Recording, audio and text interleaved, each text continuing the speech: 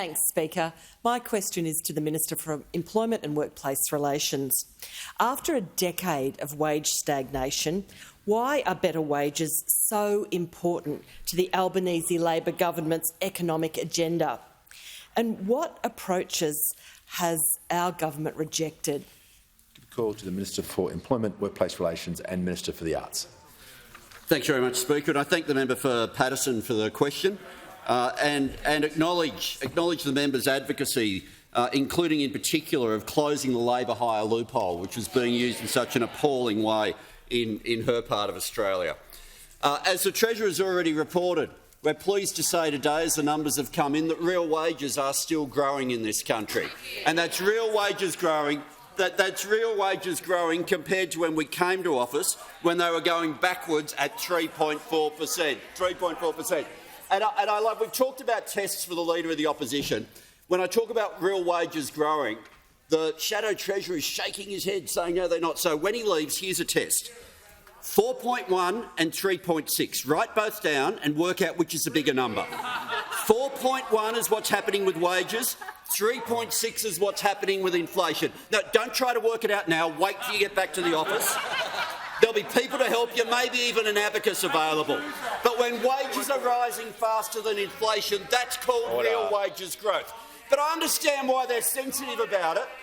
Wages growth, the WPI, when they were in office for their 10 years, averaged 2.2%. You look at what the Treasurer announced last night in the budget. Have a look at budget paper number 1. You might not have reached that one yet, but budget paper number 1, and you'll see the projection over the next 4 years, with real wages projected to grow in year 1, year 2, year 3 and year 4.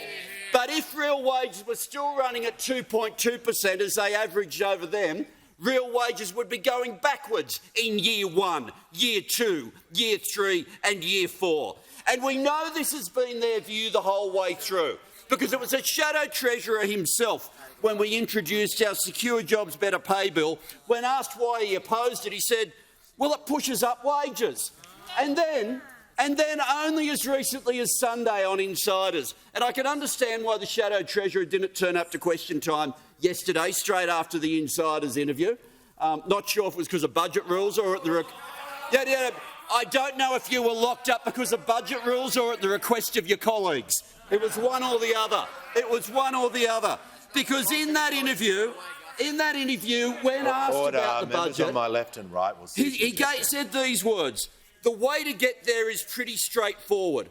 You do exactly what Matthias Cormann did from 2013. Which minister was the one who referred to low wages being a deliberate design feature of their economic management? It was Matthias Cormann and this opposition. And I'm looking forward to the announcements tomorrow night when we hear from the Leader of the Opposition the costed policies, when we hear from the Leader of the Opposition what the targeted package of repeals are. Because we know they want to cut wages.